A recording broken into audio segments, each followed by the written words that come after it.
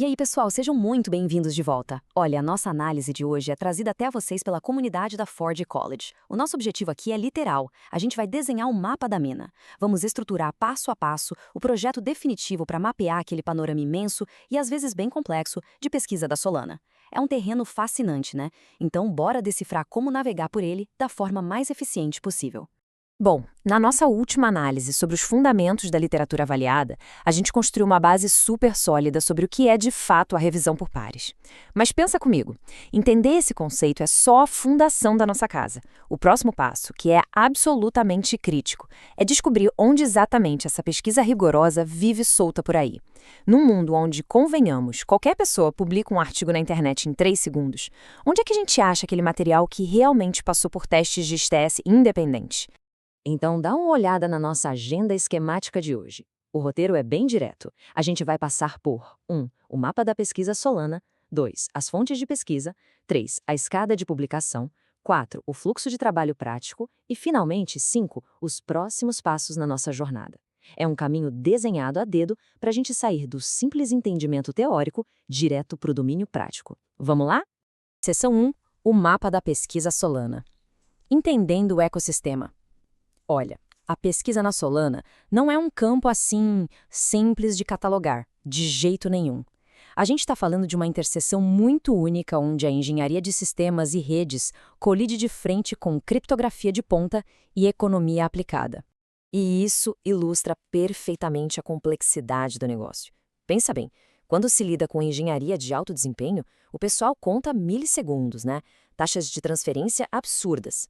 Já quando a economia entra no jogo, o foco muda total para os incentivos de validadores e teoria dos jogos. Por causa dessa mistura louca e multidisciplinar, você não vai achar a pesquisa toda arrumadinha num único jornal acadêmico. Na verdade, esse conhecimento está espalhado por várias plataformas e veículos. E é exatamente por isso que a gente precisa de uma bússola muito bem calibrada. O que nos leva à seção 2, as fontes de pesquisa. Afinal, quem produz o conteúdo? Bom, se o mapa é vasto e espalhado, a gente precisa urgentemente entender quem são os cartógrafos disso tudo, certo? Vamos dar uma olhada nos 3 tipos distintos de instituições, os nossos construtores que rotineiramente lançam essas pesquisas no mundo. O que é muito legal de observar aqui é como o ritmo de trabalho muda completamente de uma linha para outra. De um lado, a gente tem as equipes de protocolo e corporativas, famosas por aquelas atualizações em tempo real. Chega a ser engraçado contrastar aquele desenvolvedor corporativo fazendo commits de madrugada no GitHub na base da pressa e agilidade com o pesquisador de um laboratório acadêmico. O acadêmico está lá elaborando modelos formais super meticulosos que avançam a passos bem mais lentos rumo aos periódicos do IEEE, sabe? E bem no meio disso, a gente ainda tem os institutos independentes, focados mais em auditorias e políticas de segurança. São 3 mundos muito diferentes operando ao mesmo tempo. Então, presta atenção neste ponto que é absolutamente crucial. O que isso nos ensina sobre a confiança nos dados? Olha aí do lado esquerdo, um benchmark interno de uma empresa. Ele é rápido, focado no negócio, mas feito em condições de laboratório super controladas. Agora, no lado direito, a gente tem um artigo acadêmico, focado em sistemas. Esse cara exige que a metodologia seja perfeitamente reproduzível por qualquer um e relata toda a variância estatística. Ou seja, a exata mesma afirmação técnica carrega um peso epistêmico completamente diferente, dependendo de onde ela veio e se passou por revisão. Entrando na seção 3, a escada de publicação. Níveis de escrutínio. Com isso tudo em mente, a gente chega no modelo mental central da nossa análise de hoje. Imagine essa escada como uma ferramenta prática mesmo para avaliar o nível de escrutínio externo que uma peça de trabalho sofreu antes de chegar nas suas mãos para a leitura final. E olha como isso se desenrola na prática. O degrau 1, lá na base, é o reino das produções imediatas e informais. Blogs de desenvolvedores, white papers de empresas, posts em comunidades. É rápido, mas é cru. Subindo para o degrau 2, a gente esbarra nos pré-prints e relatórios técnicos, geralmente lá no archive. Já tem mais formalidade, com dados e métodos, mas ainda falta aquele carimbo de aprovação externa, né? E, finalmente, no degrau 3, o topo da escada, artigos de periódicos e atas de conferências revisadas por pares. Sair da base e chegar no topo significa adicionar camadas e mais camadas de validação independente. Essa progressão é muito fantástica. O simples movimento de uma alegação saindo de um arquivo cru num servidor de preprint até virar uma publicação aprovada e endossada é um fenômeno incrível. Observar um documento subindo essa escada já é, por si só, um baita indicador de qualidade, sabe? Isso mostra claramente que a pesquisa tomou pancada, enfrentou crítica de gente de fora do projeto e sobreviveu. Seção 4. O fluxo de trabalho prático. Prática em 3 fases. Tá, mas e aí? Como a gente transforma toda essa teoria bacana em habilidade de verdade? Daqui pra frente, a nossa ideia é equipar vocês com um processo prático de 3 fases que seja super robusto e fácil de replicar. Essas 3 fases formam a espinha dorsal de um processo seguro. Olha só.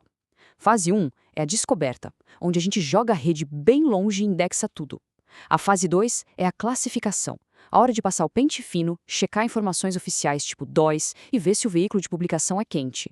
E a fase 3 é a verificação, onde a gente arregaça as mangas e examina minuciosamente os métodos e os dados brutos. Esse esqueminha disciplinado é essencial, gente. É a vacina para você não cair na armadilha de aceitar uma alegação crua de engenharia como se fosse ciência testada. Para mandar bem na fase de descoberta, algumas ferramentas são simplesmente primordiais no nosso cinto de utilidades. O Google Scholar te dá uma visão acadêmica gigante. O Archive, como a gente falou, é a casa dos preprints, e as bibliotecas digitais da ACM e do IEEE são verdadeiros tesouros para encontrar atas de conferências verificadas.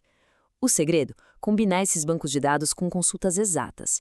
Tipo, usar aspas para buscar a Solana Consenso, em vez de só jogar a palavra solta lá e torcer.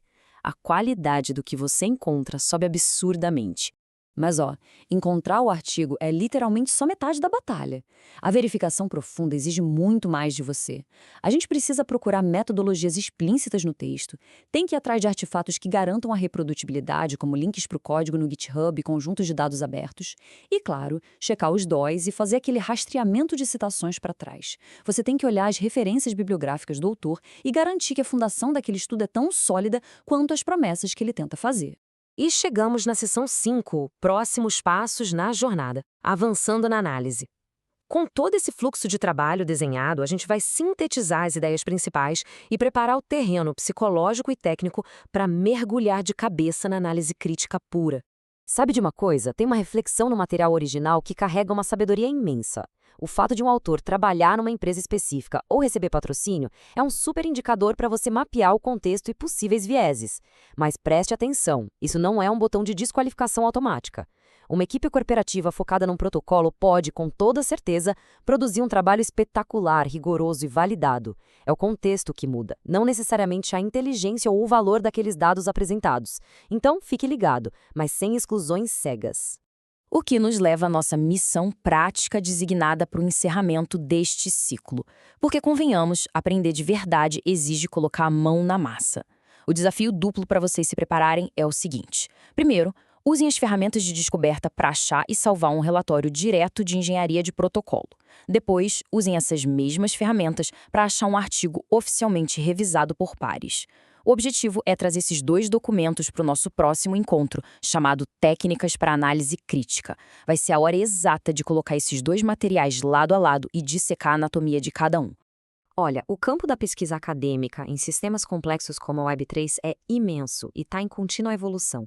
É fundamental manter a curiosidade acesa, mas sempre com aquele rigor bem afiado. Para fechar, eu deixo uma provocação para vocês pensarem. Quando vocês abrirem o próximo relatório técnico dessa área, quais vieses ocultos ou lacunas de metodologia podem estar ali, escondidos nas entrelinhas, só esperando o olhar de um analista treinado para serem revelados? Muito, muito obrigado por acompanharem essa análise com a gente. Se vocês querem continuar desenvolvendo essas habilidades críticas e explorar outros conteúdos incríveis sobre o Web3, fica o convite para visitar forge.college e aprofundar ainda mais. Um excelente estudo para todo mundo e até a próxima!